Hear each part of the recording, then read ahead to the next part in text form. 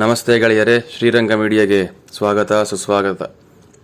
ಇಂದಿನ ಸಂಚಿಕೆಯಲ್ಲಿ ವಿಶೇಷವಾದಂತಹ ಫಲಗಳನ್ನು ಕೊಡತಕ್ಕಂತಹ ಸ್ವಪ್ನದ ಶುಭ ಅಶುಭ ಫಲಗಳನ್ನು ನಾವು ನಮ್ಮ ಕನಸಿನಲ್ಲಿ ಕಂಡರೆ ಯಾವ ರೀತಿಯಾಗಿ ನಮಗೆ ಜೀವನದಲ್ಲಿ ತೊಂದರೆಗಳು ಶುಭಗಳು ಆಗುತ್ತದೆ ಅಂತಕ್ಕಂತಹ ವಿಚಾರವನ್ನು ಈ ಸಂಚಿಕೆಯಲ್ಲಿ ತಿಳಿದುಕೊಳ್ಳೋಣ. ದಯಮಾಡಿ ವಿಡಿಯೋವನ್ನು ಮೊದಲಿಗೆ ನೋಡ್ತಾ ಇದ್ದರೆ ಸಬ್ಸ್ಕ್ರೈಬನ್ನು ಮಾಡಿಕೊಳ್ಳಿ, ಲೈಕ್ ಬಟನ್ ಒತ್ತಿ, ಕಾಮೆಂಟನ್ನು ಮಾಡಿ.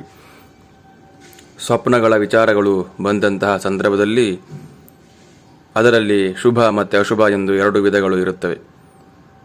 ಸ್ವಪ್ನಗಳಲ್ಲಿ ಶುಭ ವಿಚಾರಗಳನ್ನು ಕೊಡ್ತಕ್ಕಂಥ ಸ್ವಪ್ನಗಳು ಯಾವುಗಳು ಎಂದರೆ ನದಿಯಲ್ಲಿ ಸಮುದ್ರವನ್ನು ಅಥವಾ ದಾಟುವುದು, ಆಕಾಶದಲ್ಲಿ ಹೋಗುವುದು, ಗ್ರಹಗಳು, ನಕ್ಷತ್ರಗಳು, ಸೂರ್ಯಮಂಡಲ, ಚಂದ್ರಮಂಡಲ ದರ್ಶನ ಆಗುವುದು, ಮೇಲ್ಮನೆಗಳು ಕಾಣುವುದು, ಉಪ್ಪರಿಗೆ ಮನೆಯಲ್ಲಿ ಹತ್ತುವುದು, ಮದ್ಯಪಾನ ಮಾಡುವುದು, ಮಾಂಸಗಳನ್ನು ಭಕ್ಷಿಸುವುದು, ಮಲಮೂತ್ರಾದಿಗಳನ್ನು ದರ್ಶನವನ್ನು ಮಾಡುವುದು, ರಕ್ತದಿಂದ ಸ್ನಾನವನ್ನು ಮಾಡುವುದು, ಮೊಸರನ್ನವನ್ನು ಊಟವನ್ನು ಮಾಡುವುದು, ಬಿಳಿ ವಸ್ತ್ರವನ್ನು ಧರಿಸುವುದು, ಇವೆಲ್ಲ ಶುಭ ಫಲಗಳನ್ನೇ ಕೊಡುತ್ತವೆ. ಇನ್ನು ರತ್ನ ಆಭರಣಗಳಿಂದ ಸ್ವಪ್ನಗಳನ್ನು ನೋಡಿದರೆ ಕಾರ್ಯಸಿದ್ಧಿಯಾಗುವುದು.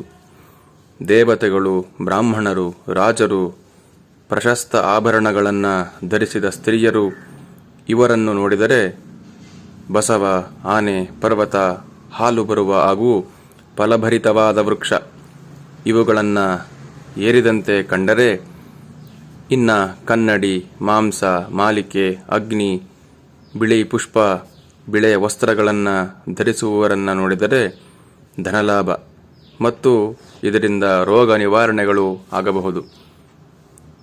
ಇಂತಹ ಸ್ವಪ್ನಗಳು ನಮ್ಮ ಕನಸಿನಲ್ಲಿ ಕಾಣಿಸಿಕೊಂಡರೆ ಶುಭ ಫಲಗಳನ್ನು ನಾವು ಕಾಣಬಹುದು.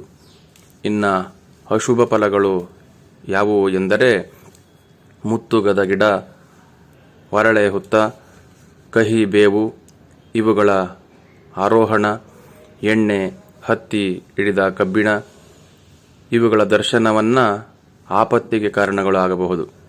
ಇನ್ನು ವಿವಾಹ ಮಾಡುವುದು, ಕೆಂಪು ಹೂವಿನ ಮಾಲಿಕೆ, ಕೆಂಪು ವಸ್ತ್ರಗಳ ಧಾರಣೆ, ನೀರಿನಲ್ಲಿ ಪ್ರವಾಹದಲ್ಲಿ ಮತ್ತು ಬಳಿದುಂಬದ ಮತ್ತು ಬೇಯಿಸಿದ ಮಾಂಸಗಳು ಇವುಗಳ ಭಕ್ಷಣೆ, ಇವುಗಳ ನಾಶಕರಣಗಳು, ಸೂರ್ಯ ಚಂದ್ರರು ಪ್ರಭಾವಹೀನರಾಗಿ ಕಂಡರೆ, ಆಕಾಶದಿಂದ ನಕ್ಷತ್ರಗಳು ಬೀಳುವಂತೆ ಕಂಡರೆ ಮರಣ ಶೋಕ ಉಂಟಾಗಬಹುದು ಅಥವಾ ನಮಗೆ ತೊಂದರೆಯಾಗಬಹುದು.